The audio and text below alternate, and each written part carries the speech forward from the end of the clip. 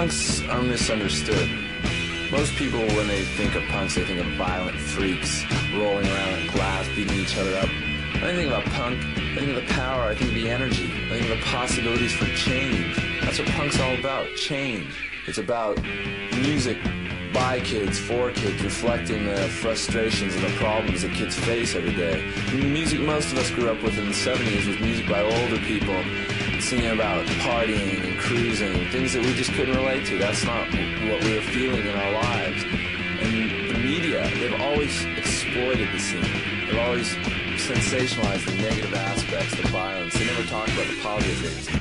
So that's why we started the Better Youth organization, because we felt that there was positive things and that they needed to be heard, and we were sick and tired of having this negative image. We want to put out a positive image.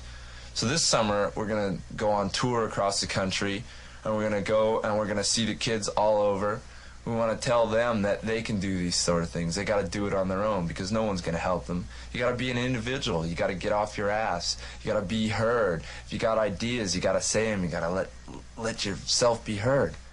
Well, the Youth Brigade's a band with myself and my two brothers. Now, the Better Youth organization is something completely distinct and apart from that. It is an organization that puts out records, puts on shows, and generally supports the scene and tries to help things go along in a positive manner. And last year we did a show, probably the biggest show in punk show in LA history. There's almost 3,000 kids there, and with the little bit of money we made off that, we bought a bus. And now we're going to try and do our biggest project. We're going to take the bus, we're going to go out on tour around the country, and we're going to take a band called Social Distortion, who we really like, and we think we'll get along well with. Social Distortion's been together about 3 years, and this will be our first tour.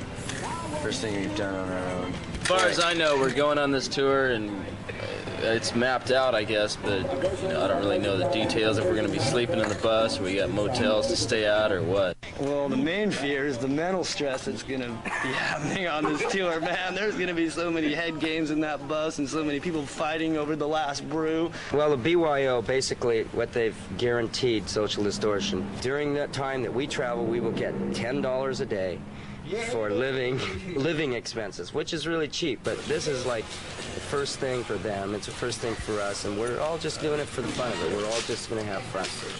About 31 cities, about 31 cities, plus we got 6 nights in Calgary, so we're talking like between 30 and 35 shows. So it'll be 35 days or something? Well, it'll be 1, 2, 3, 4. It'll be a little over 5 weeks.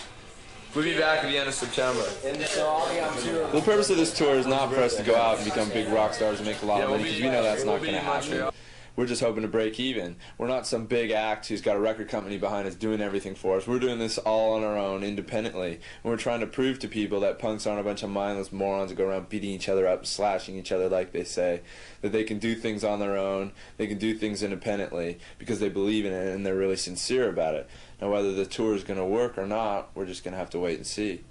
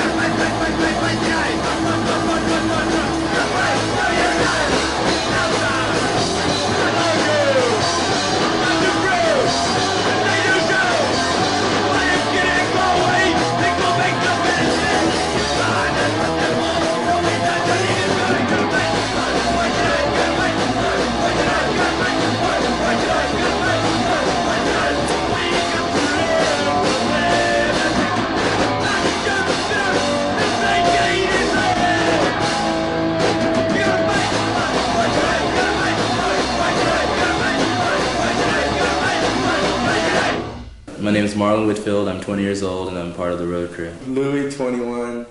I'm doing everything, driving, working on the bus. Dennis, 16, I play guitar. Okay, my name is Adam. I'm from the Youth Brigade. I'm 17. Brinson Michael Kitteridge, 19. Road crew, learning a new profession. My name's Derek O'Brien. I'm 19 years old. I come from Orange County, California, and I play drama. Dennis, I'm 38. I'm Brian, I'm 19, I play bass with Social Distortion. I'm Mark Stern. I'm 21 years old. I play drums in the Youth Brigade. Michael, I started Social Distortion about summer of '78. I'm Dennis, I play guitar in Social Distortion. I'm old. Well, people call me Monk. My name is really Mark. I'm supposed to be make sure everything is coordinated and goes well with the van or the bus. We're going to all the big cities like New York and Washington and that, but we're also doing a lot of smaller places like Portland, Oregon, and Seattle. And then up in Canada, we're doing Calgary and Edmonton and Saskatoon and Winnipeg, which are places that bands haven't ever really played before. So I think the bus should hold out. It's only got 90,000 miles on it. No, we got Monk, and he's a mechanic.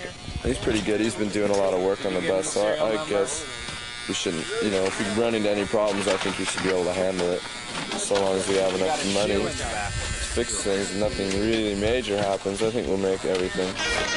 This is all the supplies right here.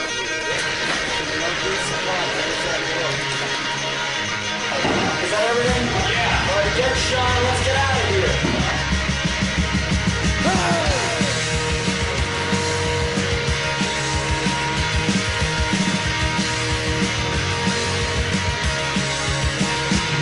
Well, I love the sound when I smash a glass. I get comfortable and kick my ass. Mommy is worried about the way I drink. Daddy can't figure out the way I think. Wake me up and tell me go to work.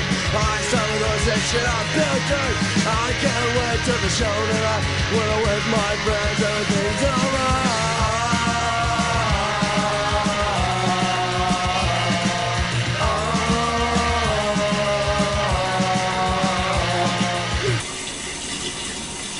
I do this every day. It's just not only just for shows, but just before you go outside into the world.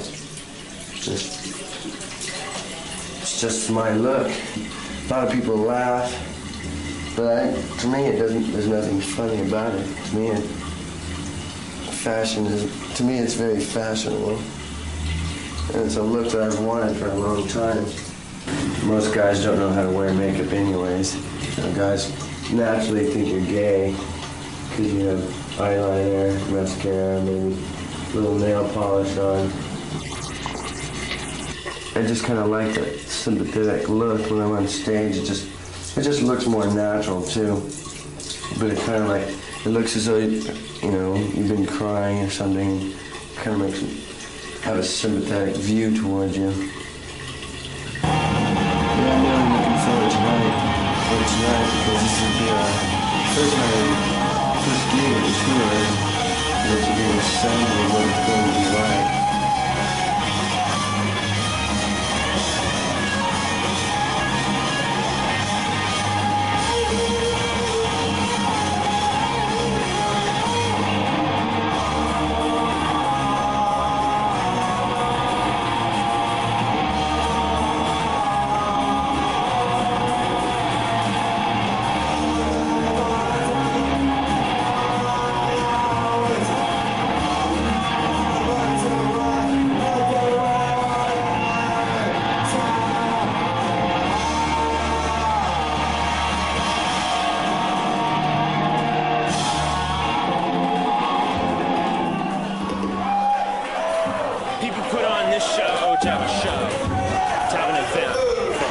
Whatever they fucking think, or whatever they call it, they put it on for the sake of that and not to make green.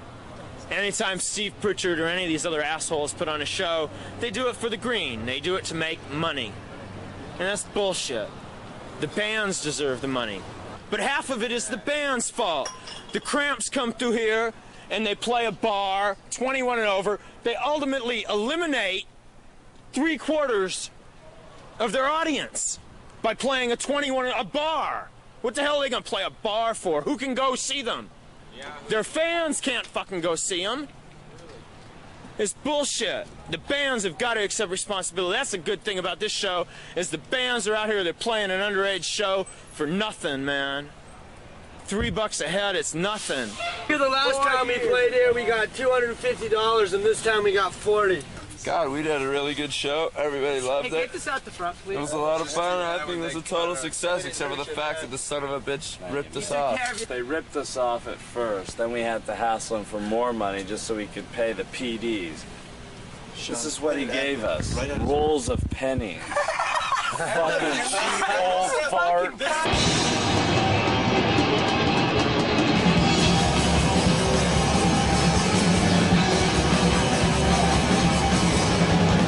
The way we feel to you are not so real. We just passing by, but by now that you know that they just awful lot. Turn it over and over again, so you don't need to realize how I said you better not. Press on, everything to do. Press on, or jump through. Press on, we fight. You got it in the media. Get one.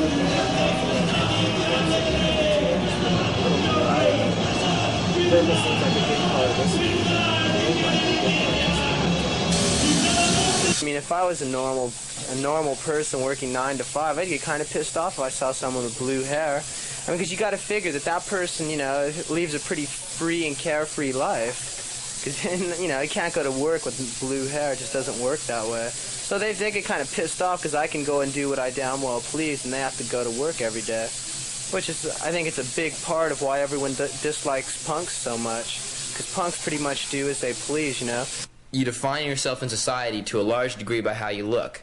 And if I wore topsiders and polo shirts and something like that, I would define myself as the nice middle-class kid who's ready to take up where my parents left off. And the fact is that I don't look like that means that I'm not willing to do that, and my look is a direct reflection of my attitude. I can no more change my look than I could change my attitude. I would feel unclean virtually going around looking like a prep. The reason why I look the way I do is because I don't like the quote-unquote Brooke Shields look. I don't like the everyday all-American girl. Okay, because I'm not. Well, when I was little, you know, most people, like, they grow up and when they're little, they say, when I grow up I want to be a doctor or whatever. I always wanted to be a clown, so that might have something to do with the way I look so strange. If I dress normal, you know, like preppy or whatever, I could be walking down the street and I could still get pulled over for just being black in like the wrong neighborhood, which has happened to me before. And being a punk makes, like, you know, I've been places like walking around with blue hair or something, and I had some guy say to me, like, isn't it bad enough you're black that, you know, you have to go have blue hair? And he was going to duke me, so it doesn't make a difference, like, really, what I did. Because if I was, you know, just black and normal, I'd still get fucked with, so I might as well do what I want to do and just take my chances. It's part of being a black person in this country to be fucked with, and it's a part of being a punk, too, to get fucked with. People dislike you. So just deal with it because that's what I like to do.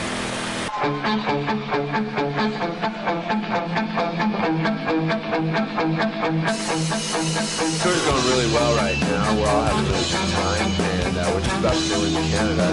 We're all pretty curious to see what it seems like there. It's really neat how there's this like underground network of punks in every major city you go to.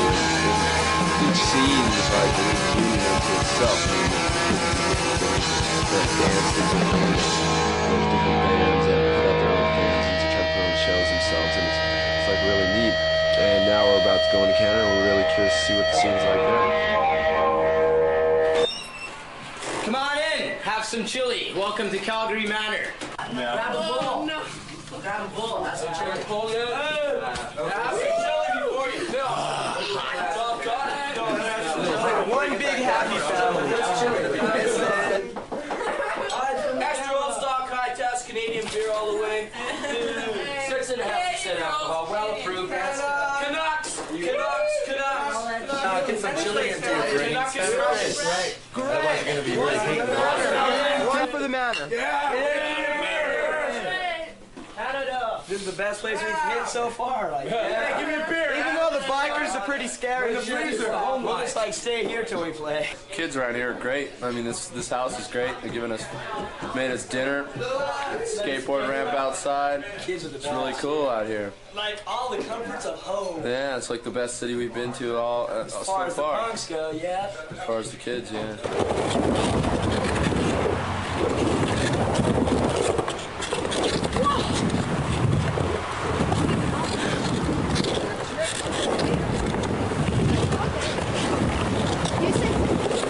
The Manor from Calgary. Most of the punks come party here. It's where everybody hangs out, have good times, bands play. Like Calgary's probably just started a couple years ago with the punk scene, and everybody's basically still fighting for it, keep a hold of it, I guess. Why is it so tough here? Just because there's too many rednecks and cowboys. People are too narrow-minded, I guess, to listen to other music. Look at you, call you names and shit, want to fight you. So you got to do it once in a while. Like, now you don't get that many comments on the street anymore. I guess It's people not too bad. are starting to accept us. You still get people walking by. I've had people walking by and, pointing fingers at me like they're gonna shoot me and, stuff like that. Like, blow the punks away. They all kind of look out for each other. And That's the one in New York? pretty well, yeah. It doesn't matter whether you live here or not, you just I think it's a pretty small colony of punks in Calgary. Let me get in front. We're a close bunch of people. Don't fuck with the fun bus. Fun bus. The fun bus is here to have fun. You fuck with our brains and we fuck with your body. You fuck with everyone's body. I walked outside and there was this blonde chick standing there, and I just started rapping to her. Next thing I know, she was in the club, then she was upstairs, and then I was at her house, and I looked at, she was like laying in bed, and I saw all these fucking little trippy marks, and I go, fuck, what's that? And she goes, oh, I got stabbed 87 times by some black guy in New York. I was going, are you sure? And finally I believed her. I was drunk and I had fun. One good thing about it though, Monk doesn't have to worry about getting shit for having sex with the ugly girls. She still wasn't no Mohawk mania chick, but she wasn't so happening. So what'd you guys think of the girl? Boo, no way.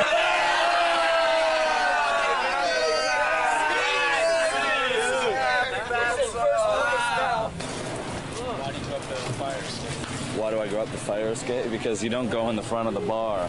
Because there's fucking these big burly guys up there that try and kick your ass if you walk through there. They say you're a fucking punk rocker and we're gonna kick your ass.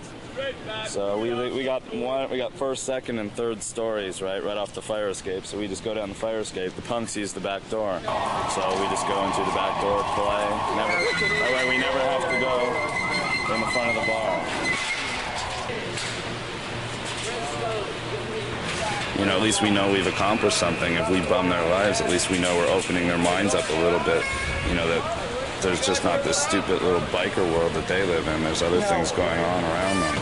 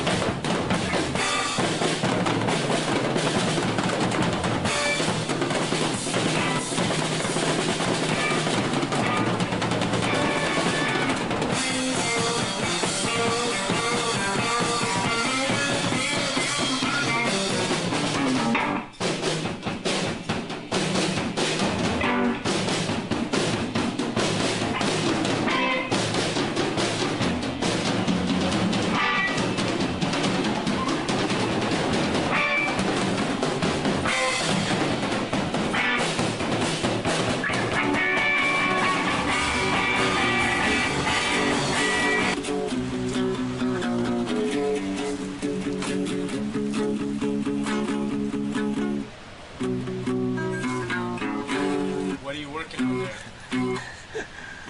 I think I've got a new song.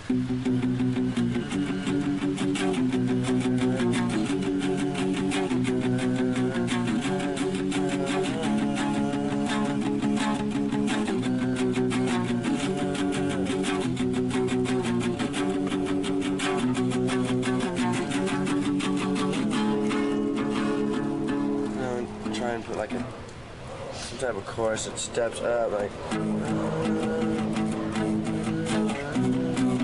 That's about as far as I got. Any lyric ideas so far? No, I like to write. I don't know. I've been thinking about a lot of things on the tour. You know, I've got a lot of inspirations for writing some new songs. I thought of one title, something called Another State of Mind. In another state, in another state of mind. That was kind of witty. I'm playing in a band, I'm traveling, and making money. I'm making enough money to live. So, that's what I'm doing, I'm living. And I'm living my lifestyle, yeah. Give me your average day. Average day? Sleep in. Depends on what time I wake up. Watch Twilight Zone or something. Eat. I watch General Hospital in Rockford. And then let's see. I used to watch. Then I'd watch like Mary Tyler Moore and Bob Newhart. I'd eat again. And then I'd watch SWAT and then Kung Fu, then go out. Drink with my friends, go to a show or something. Nightlife.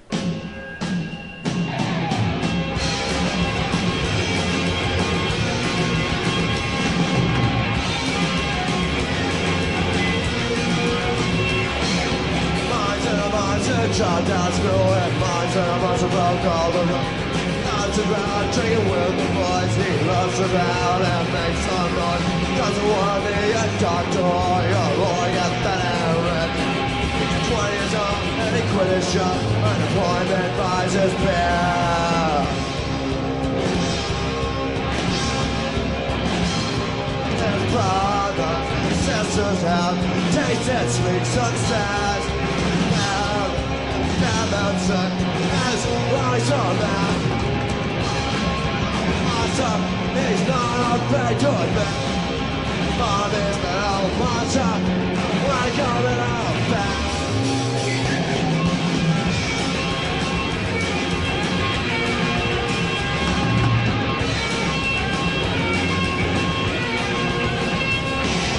Mine's who want to shoot, smoke and drink. Mine's who want to have sex at 15. Then, for the street, she couldn't deal with it all. Can't fun with the boys in the back. In her eyes, it'll never end. That's what happened to her face. It couldn't happen at an end.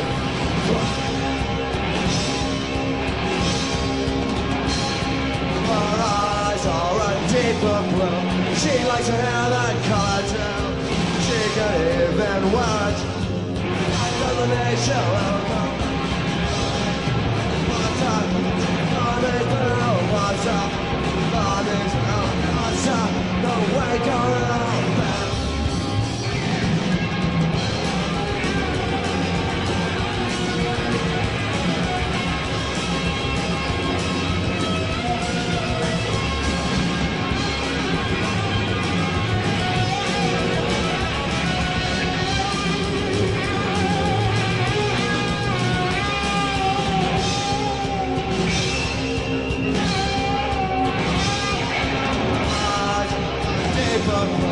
She likes to have that color too. She can even well undressed. Not to the Michelle. She's Monday's been all month. Monday's been all month. Wake her up.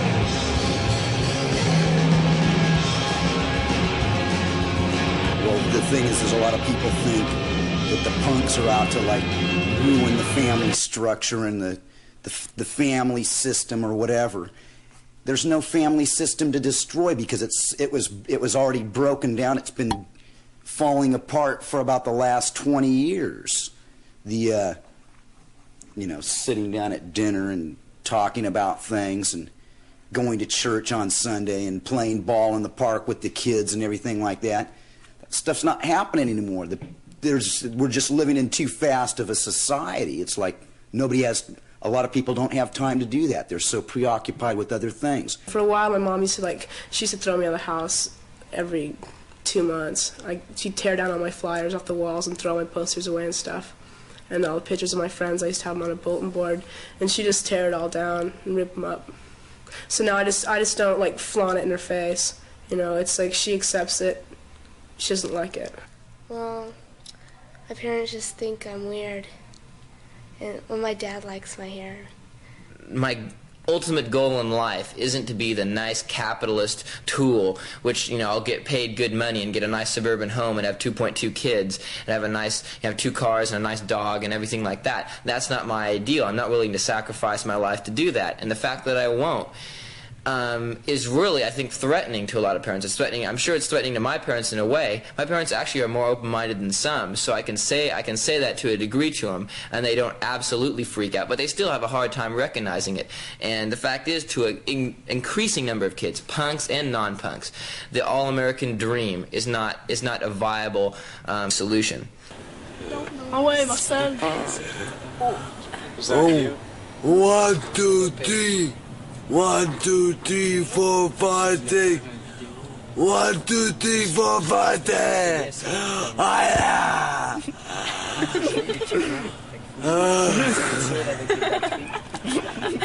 Tell me about, is this Marcel? Yeah. Tell me about Marcel. Me? Okay, 2 years ago, I used to see him at the club, and I used to think he was really cute, you know. And he was walking, he was all nice, and once he got hit by a car, and then since then he almost died, and he went into coma and all this, and then all his friends came to see him, and when his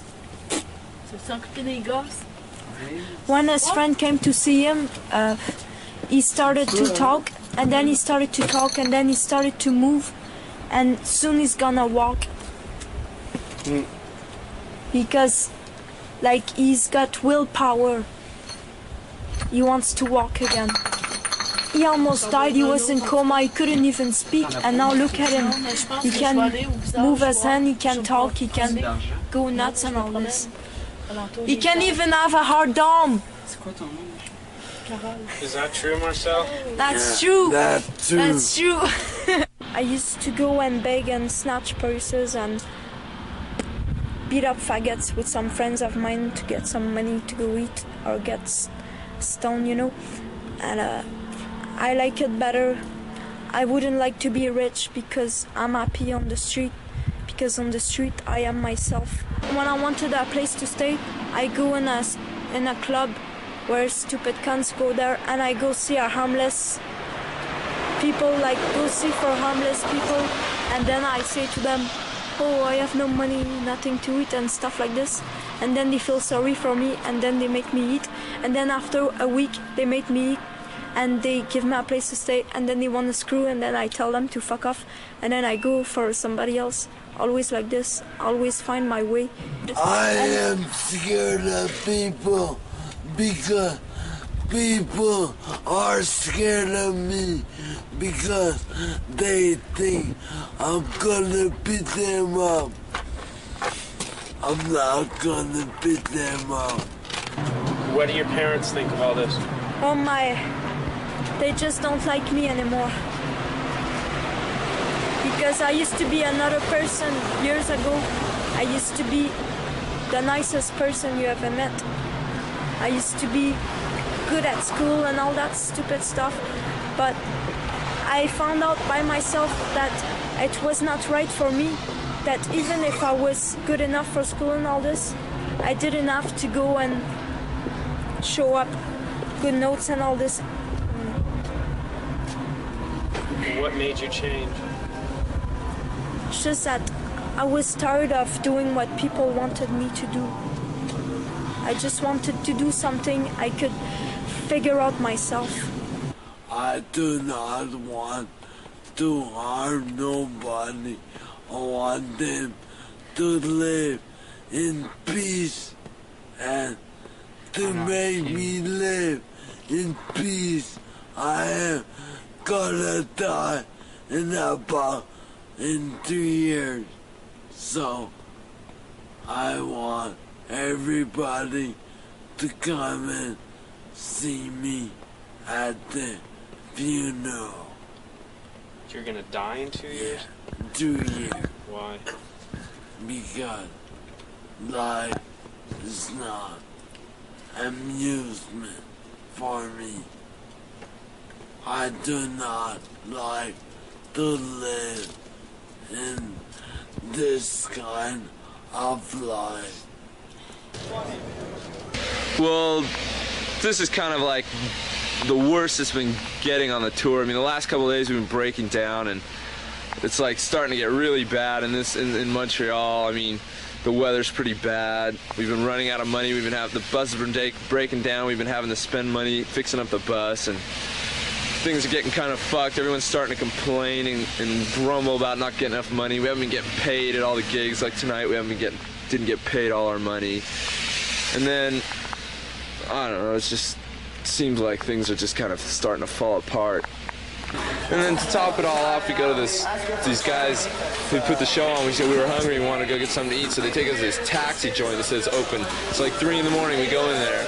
And this lady, this French lady, this old, ugly lady, wouldn't serve us. She wouldn't even speak to us in English. And we knew she could speak English.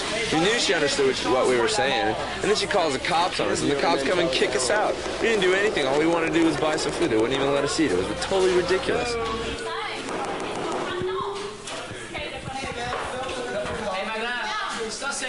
That hooker just ran off. Ça c'est Canal 12. I don't understand. Why don't you check you out? They probably don't believe you're from LA. So we all leaving? Yeah. Well, do we have a choice? No. Get her, she looks sleep. Smile on the camera, the whole world is gonna see this. She's crazy. I guess she's afraid of us. She thinks we're gonna come in there to fuck with her or something. That's just the way people. It's a normal reaction to a lot of straight people who've never seen punks before. They just think you're there to fuck with them or to intimidate them or something, you know. And a bunch of kids come in, they're kind of noisy and stuff. Maybe she gets scared, but all we wanted was to eat something. She wouldn't even give us a cup of coffee or anything like that. It was totally ridiculous. Come on, boys. Oh, I've got knives on my house. Lady's a witch. The money situation is starting to get pretty down, and people are starting to get on each other's nerves. This money makes a big difference, I guess, which is a pretty sick thing to think about, but unfortunately it's true. When you're hungry and you don't have any money, the best things don't look as great as they did before. What about unity?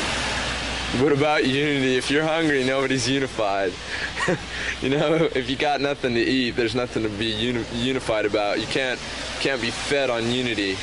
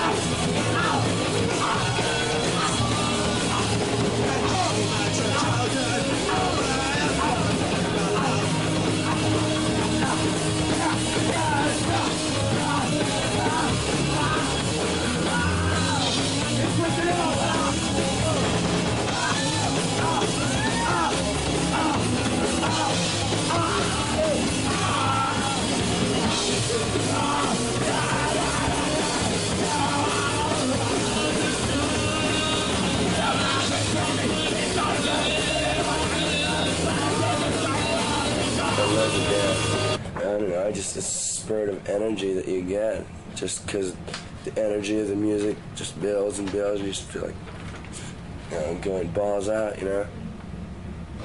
And that's why I did it. Some people call it slamming, and some people call it pogoing, and some call it the skang. But I just call it dancing because that's normally what you're doing. Like this one, they just call this more or less a slam. It's just keep going in a circle, keep moving your arms and stuff, and just bouncing off people, pushing them away. Then you'll see people stepping up through the crowd like this, pushing people off them as they bounce into them. And then also, there's also people, you'll see them, they'll be doing the pogo. They're usually pretty close to the stage. And as you keep moving around in a circle like this, because that's the way the pit moves, is in a circle, people are jumping off stage, you push them away, and just try not to get out of that circle, because if you do, you get out of the beat. And that's where the energy's at, is in the beat.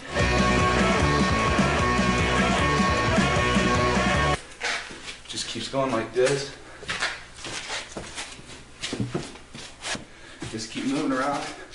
And it doesn't matter if you fall down or not, because your buddy's going to be there to pick you up, or someone's going to pick you up. Get everything?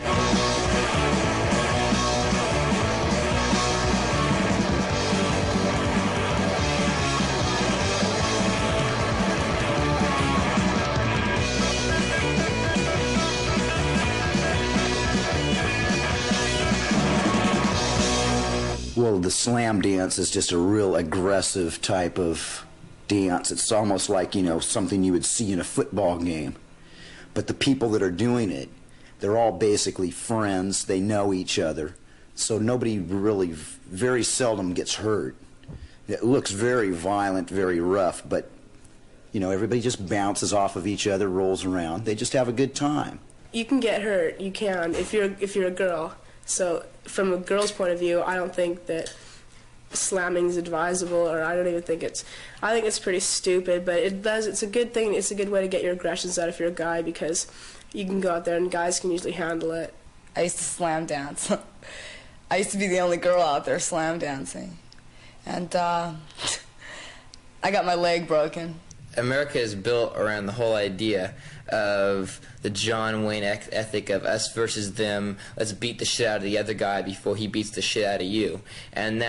And really, when you look at it, that the people that are criticizing the punks for slamming are these macho Americans, fat, overage, middle-aged Americans sitting in their armchairs watching other people beat the shit out of each other on TV every Sunday afternoon. But when it comes down to some people all at once having a good time with their friends, just where there's no competition, it's just everyone having a good time. They call it random chaos or very violent, when that's not what it is at all.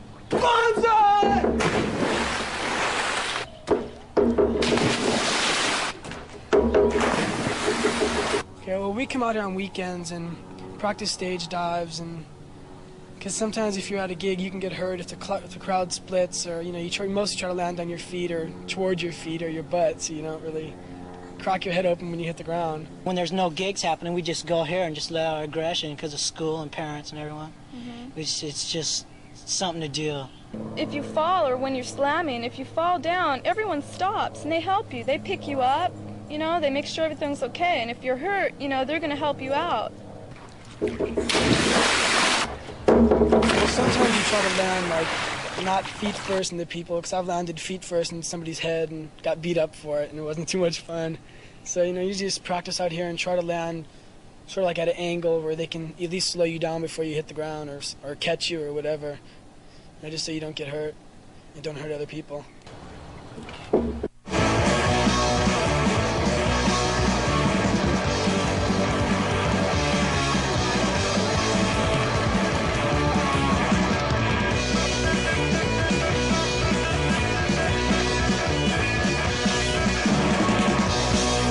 Some kids say that when they're out dancing at a punk show that it's not violent, but that's really a joke, because it is violent. The whole nature of the dance is violent, the way kids swinging around. It just looks like they're beating each other up. The thing is it's not a malicious violence. It's not negative. They're not out there to hurt each other. They're out there getting their aggressions out. I mean, they got a lot of pent-up angers and hates and frustrations, and they're like a lot of things about the world that piss them off, and it's just a release, an energy release.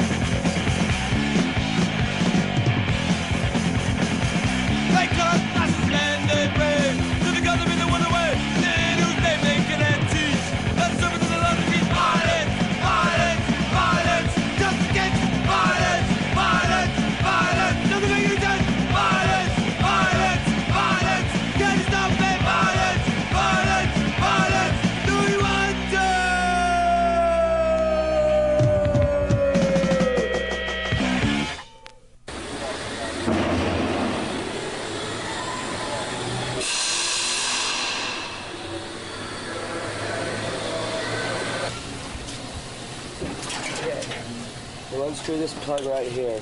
That one? Yeah, right there. And we'll fill the gearing box fluid so we don't get the jaw wobbles again. No more jaw wobbles.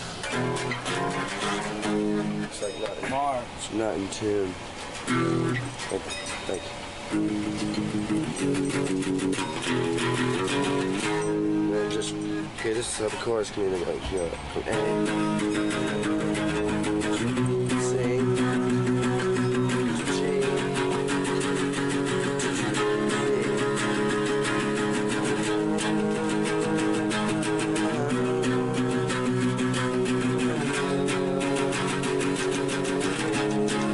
I think that'd be more melodic.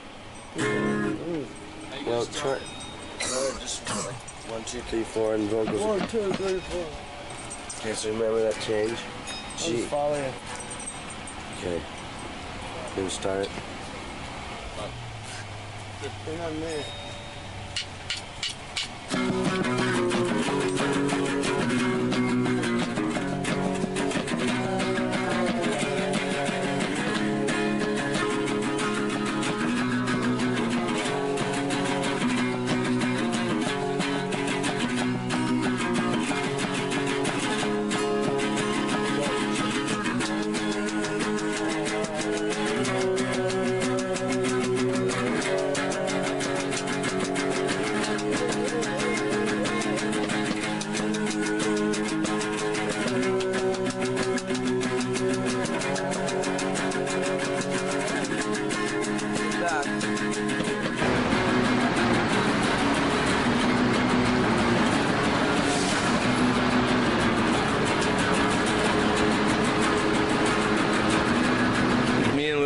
Leaving for LA or just catching a bus out. I mean, the bus broke, you know, the tour bus broke down here, and I'm not going to be wandering the streets of Detroit just for, I've lived here before. I mean, it's dangerous. I'm not into it. We're cut now.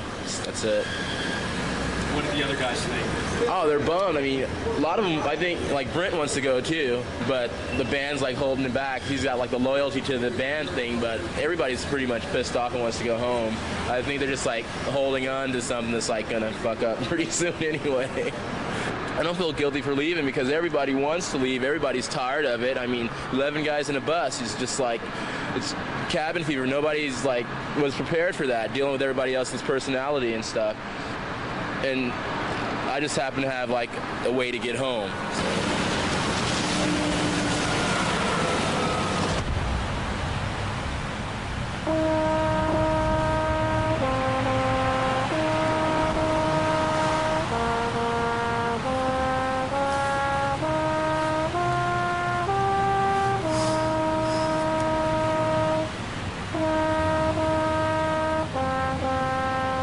People say that punks are rebels without a cause, but that's not true. I mean, we have plenty of things to fight for. I mean, kids in the 60s, they made people aware of the problems, and they had a war to fight against. We don't have a war, but those problems are still around. They didn't find any solutions for them. I mean, they still exist. It's hard these days for kids to have anything to believe in. I mean, the traditional things we were brought up with, the government, the family system, the American dream, the whole religion thing that's so important to our society, they just don't work anymore. And it's all falling down around us. We can see it every day. It's just nothing you can believe in. We live in a government right now. We're under an administration that's trying to regress, go back to a golden age. It doesn't exist, and they sincerely believe we could have a nuclear war, and that's a really scary thing to grow up thinking that these people are any day are just going to blow us all up. And the whole family system that we were brought up on, the American dream that our parents realized of going to school and getting a good job and getting married, and that would make you happy, but that didn't make them happy. Most of our parents are getting divorced. Most of the punks come from broken homes, and they look at their parents and they say, well, if that's the way they turn out, I don't want to turn out like that. I mean, it's not going to make us happy if it didn't make them happy. And the religious values that we were brought up in, I mean, we live in what people term a sinful society these days. Those religious values that we were brought up in, they just don't exist. Most of us look at ourselves as individuals, and as far as following some sort of dogmatic religious values or code, we just won't do that anymore. How many times has someone come to you and said, friend, what you're doing to yourself is wrong? The way you're living is not right. You need to turn around. Has anyone ever said that to you? And what was your reaction? Did you just go ahead right on and do whatever you want to do? Or did you listen when people tried to tell you that you're making a mistake? You know, the devil will get you to go to any extreme. The devil loves extremes. He'd like for you to be somewhere cutting yourself, deforming yourself, and abusing your body somehow, some way. That's one of the devil's tricks today. What we're trying to achieve here is we've opened our house up to anyone that wants to change, that wants to find Christ, that wants to get off the streets, that wants to definitely get an improvement in their lives, get their lives on the right track. We allow kids to stay here. We give them food. We do as much as we can. Everyone that comes here has been from a divorced family. That has been the major problem that we've seen, is the family has fallen apart in these kids. They come here and they have nothing. They have no place to live, no money, no food. You know, we can't turn them out. Back to the basic question, if you're a punk rocker, yes, you can get saved. But I think very definitely after you are truly born again, you'll hear that still small voice begin to talk to you about particular things in your life that would be displeasing to God. But as far as the punk rock music, I'm not really that familiar with it. My own opinion would be that it does not bring God much glory. We were both part of the punk scene. We both found Jesus Christ, who changed our lives drastically, where you had a monster and an alcoholic, or both of the same. Yes, and we both, he really helped us. He's played a major part in both of our lives. Parents are too busy seeking their own pleasures, not really rearing the child in the ways of the Lord. When you don't rear a child in the ways of the Lord, he's going to wander. He's going to try to find the truth, especially when parents don't have it.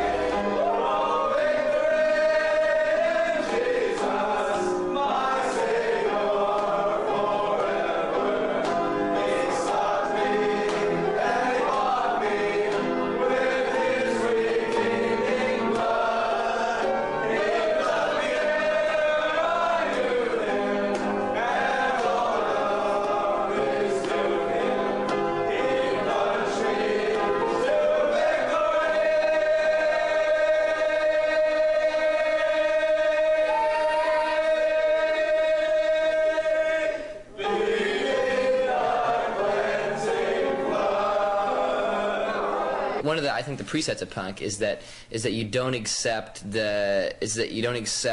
morality just as a code of rules for no reason without thinking about it. Is that morals and institutions, stuff like that, should be questioned just like everything else should be, and that organized religion doesn't go along with that. Accepting what some preacher says just because he's a preacher and claims does something in the name of God is really stupid. And people, it's the preachers and the Reagans and people like that who end up killing millions of people in the name of us versus them, or in the name of some religion or their country or their flag or whatever. And that punks, I can't imagine a punk accepting what Jerry Falwell says or some other asshole preacher. We can say bad things about the church and everything like that, but it's just another crutch. Like some kids drink, some kids take pills, some kids go to church. Rollin', rollin', rollin', keep the bus on rollin'. Rollin', rollin', rollin', keep the bus on rollin'. Rollin', rollin', rollin', keep the bus on rollin'. Rollin', rollin', rollin', keep the bus on rollin'. Rollin', rollin'. That's it. That's the song. That's all they know. That's the only verse.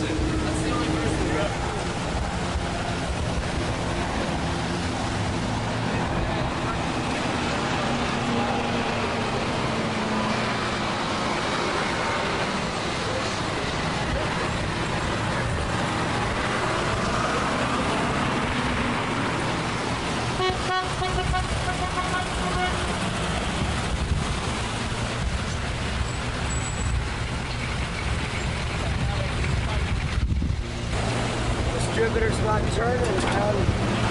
I mean, I don't, what the fuck, man? I didn't hear it do anything. It's the same thing it did like I didn't even fucking hear nothing, man. I was sitting right there. I was right behind you, man.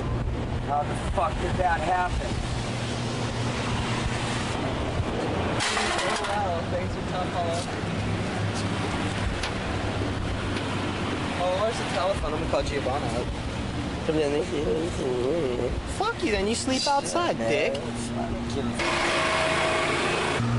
We're at Constitution and 12th, right around the corner from the Washington Monument. Yeah. This is a one big ugly yellow bus.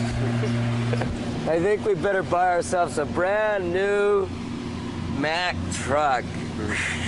18-wheeler. What? Fucking 18-wheeler rolling down the highway. Fucking video games and...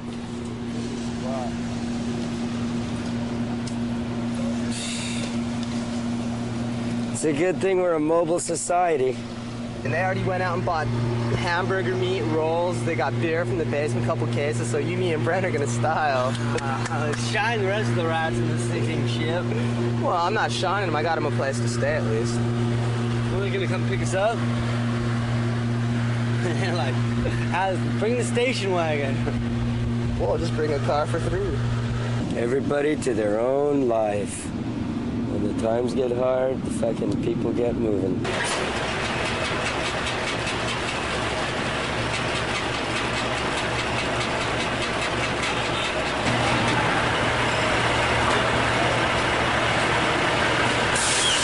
Mike Brenson, our roadie extraordinaire, has just called up a girlfriend of his here in Washington and made arrangements for him and 2 other people to go stay at her house. So him and Brent and Dennis are going to go stay there, and we're kind of stuck. And so we're going to get the bus towed and try to find a place to get it fixed. We don't really have anywhere to stay, so I guess we'll call our friends over at the Discord house. And that's where Minor Threat, one of the biggest bands out in the East Coast, lives.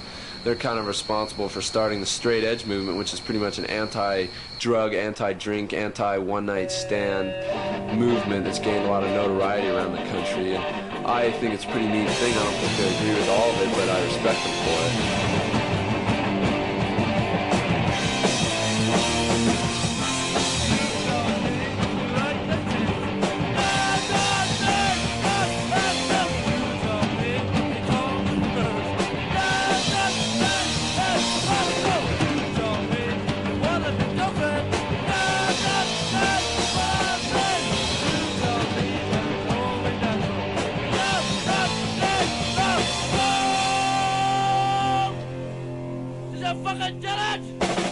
People in our age group used to sit around, get fucked up, throw bottles, drive fast and whatever, and be ruckus and be rowdy and all that shit. And that was 5 years ago. And when I became a punk, my main fight was against the people that were around me, the kids, my friends, the people I saw, and I said, God, I don't want to be like these people, man, because I didn't feel like I fit in at all with them. Yeah, so we found an alternative. Yeah, we found an alternative, and now a lot of people, what would punks be doing now? Sitting around, getting fucked up, and being rowdy. That's what I don't want to be. That, I want to beat that, man, and I know that we can. The merchants of Georgetown want nothing more than punks to do than to smash out windows, spray paint on the walls, drink in the streets, and beat up people. And the reason we fucked them so good is that we went to Georgetown and we're honest as shit. We never steal. We fucking go to the store, we pay our money, we're polite, thank you very much. We're just totally nice.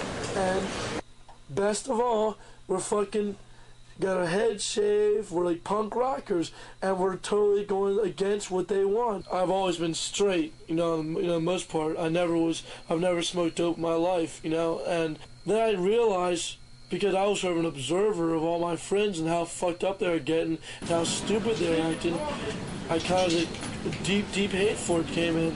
Straight edge is not it's not a set of rules. Straight edge is just... It's not we're above. It's not saying, it's not saying I'm better. It's basically saying I got my head straight, I've got my shit together, and that's why I've got the advantage on you. As far as people emulating me, or not emulating, but just because I don't drink or because they feel like it's a set of rules, I could just try to say to myself, well, at least it's like not, at least it's not a bad set of rules. At least it's like not just like, at least I'm not saying, you know, shoot heroin. We're playing Baltimore, and with all the excitement, all the action on stage, or, you know, the sling got busted, a wire got pulled, a microphone got broken, I don't know. But the PA people freaked out, took all the microphones back, just started tearing the whole set down, shut the whole PA down, which left us without a PA. But actually, I think it made the show like real great because without the PA, everyone sang, and I didn't have the microphone. Sort of like the big barrier thing was gone. The microphone was gone. In most cases, maybe that would stop the show, but lucky for us, most of the kids know our songs. It actually made the show a whole lot better because we were all singing, and just like it was like one great like chorus.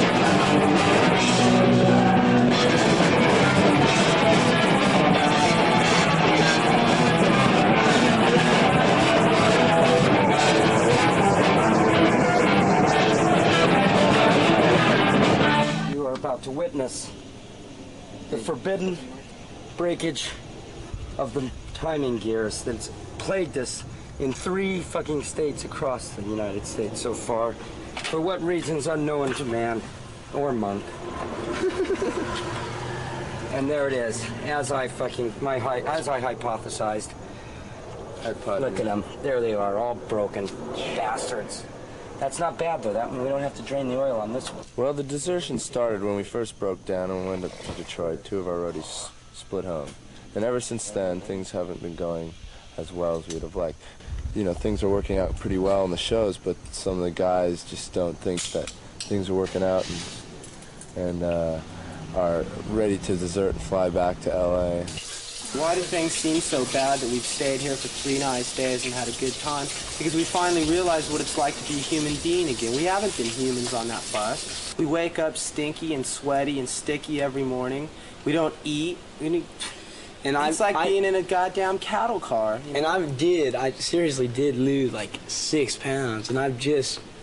I mean, that bothers me because, like, I can't afford to lose 6 pounds. It's like we're getting punished for something on this tour. Like we did something wrong before we left, and now this is our punishment. Those 3 going off to the house, you know, it was a nice house, and I'm glad for them there, but it just kind of broke up the whole unity of us being on the bus. We stuck together this long, and as soon as it broke up like that, things started falling apart. This tour has brought out the worst in everyone. Plus, it has kept Michael pretty much constantly drunk because he's always had money or someone fluent in Bruce, which is not good because Michael drinks excessively. You know, he drinks till he falls down.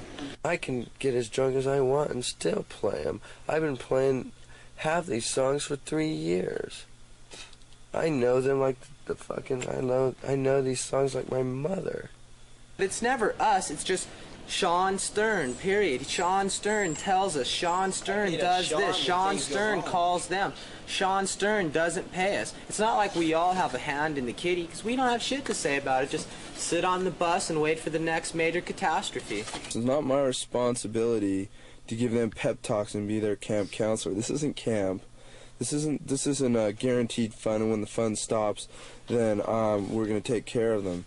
You know, they have to understand and use their minds that if things fuck up, if the bus breaks down, then the money's got to go for the bus, because the bus is the most important thing to keep the tour going. And if we have to cut people's money down to $5, we have to cut people's money down to $5. That's all there is to it. Everybody's in the same boat, and if they can't make it, then they can't. Well, we've been here in Washington for about 4 or 5 days now. We've been staying here at Discord House. I don't know what Mike and Brent and Dennis, if they're going to come back or what. The bus hasn't been fixed yet, so we've just been staying here, trying to keep ourselves occupied. Minor Threat's been really cool, really hospitable. They've put us up and been really nice. We heard a lot about Washington scene before we came here, and it's like really lived up to its expectations, if not more. I'd probably say that Washington and the Baltimore area have the biggest scene in the country outside of LA, and it's really energetic. It's a lot of fun. The kids are really nice. Everybody's been really supportive of what we're doing. We've been meeting a lot of really interesting people.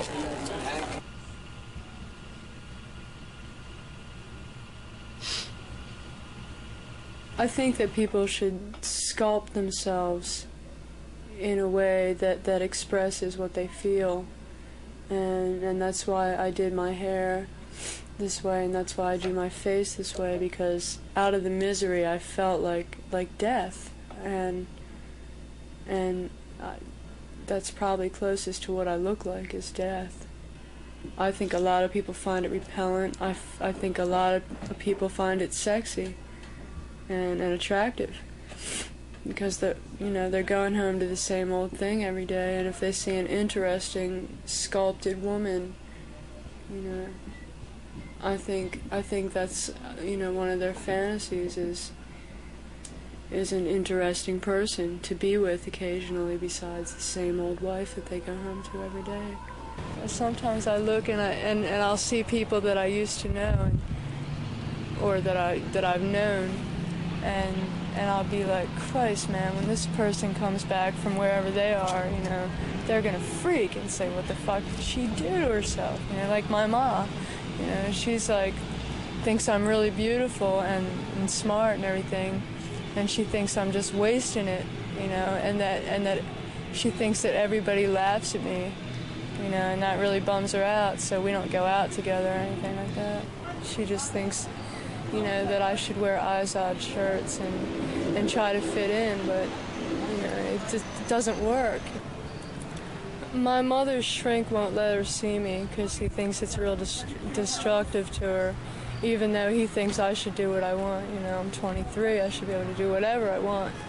I don't go see her because it upsets her. I was 13 and 12, and I was going away for days and days, and my parents weren't real fond of that. I was addicted to Seconal and Valium, and I was living in my closet for a while.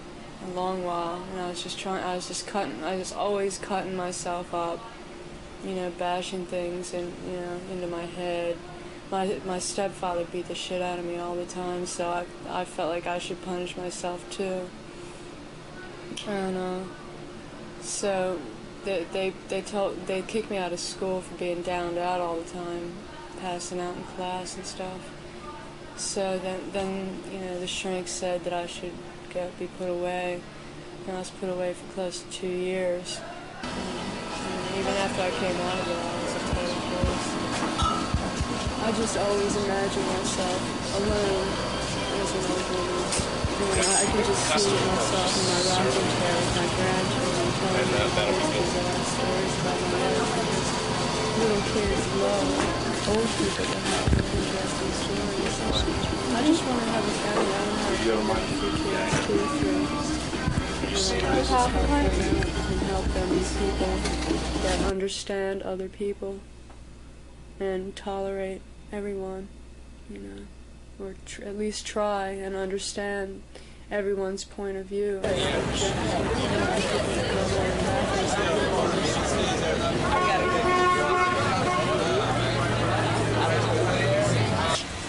I guess they left. Brent, all Social Distortion.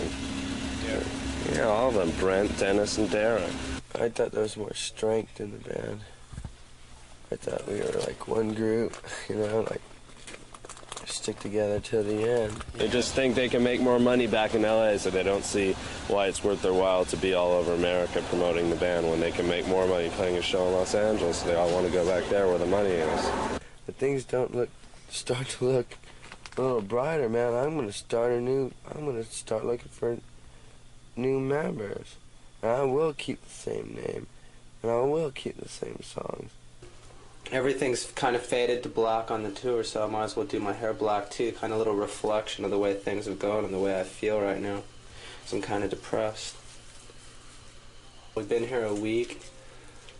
I've been getting harassed a lot. I'm getting in a lot of trouble, sort of. Everyone's just kind of down because the tour's going so bad, so people crack under pressure. We'll limp on home in decent fashion. I think we've only got 2 shows left or so. Would you call it a waste of time? Fuck, no way.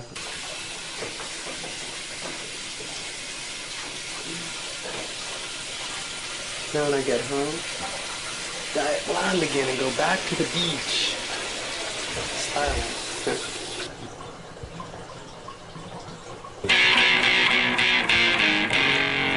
Well, looks like I just got the song finished. I've been working on this in the past month. Called Another State of Mind. I wrote it like about the tour, about things I thought about on the tour, some of the things that happened, experiences that we've gone through.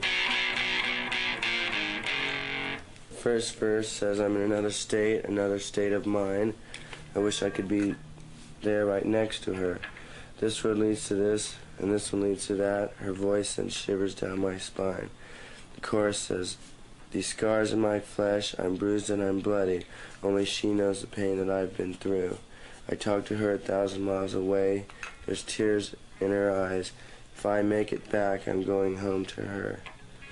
And then that's what I've got so far.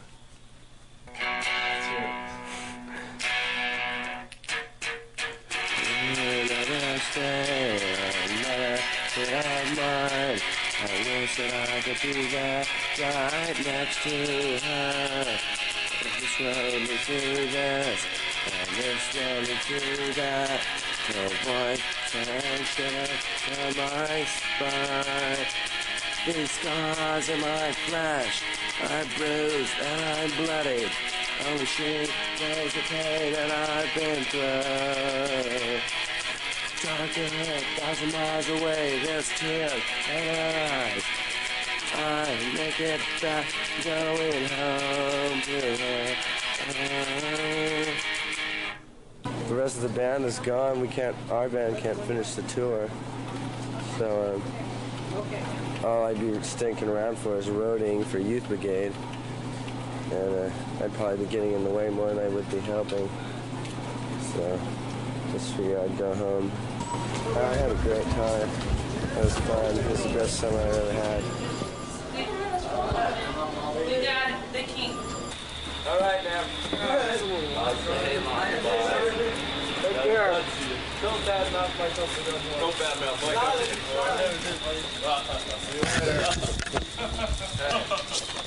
It's fun, we broke down. Come back now. We're going home. Tonight was the last gig. The bus doesn't seem like it can make it home, so we're going to leave it here.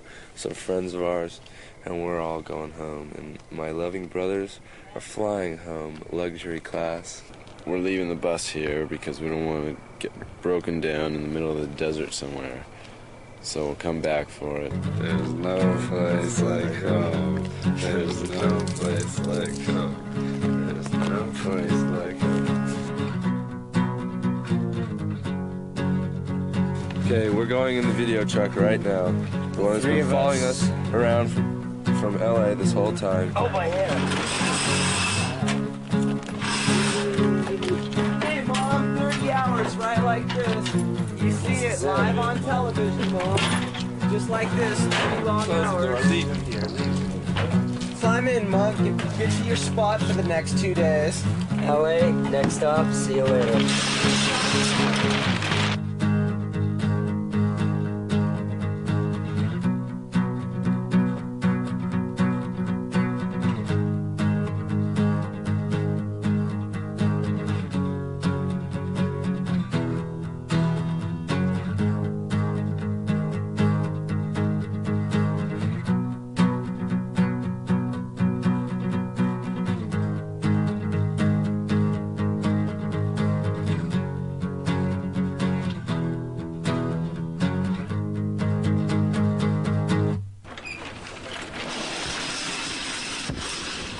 Well, we finally made it home.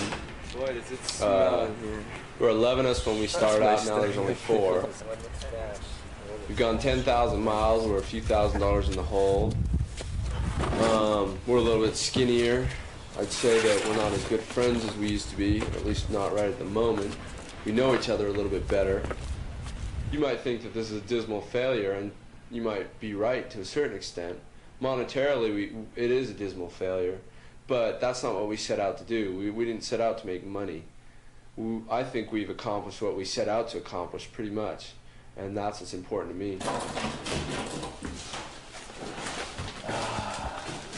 Was it worth it? Nice. Yeah, I'd say it's worth it. I mean, there are times when you wake up and things look like they were falling apart. You just wanted to go home and forget the whole thing. It was a real pain. But then there are the times when you pull into a town and you don't know anybody, and you've only talked to somebody on the phone or something. They're putting you up in their house, like kids at the Manor in Calgary, kids in Winnipeg, or kids at the Discord House in Washington. It's just like, there's these punks thousands of miles from where you live. You don't know them, you've separated by a lifetime, and you can sit up with these kids, some kid, and all night long, drinking or whatever, and talking to them, and it's like you share all these things with these kids. And it makes you feel good. It makes you have some hope in the world, because these kids are the future, and this is what's going to make the world go on existing despite all the problems we have. Because if you're not the only one who feels this way, if there are other people, then you know that there's some hope for the world. And if I had to go back and do it all over again, I would, definitely.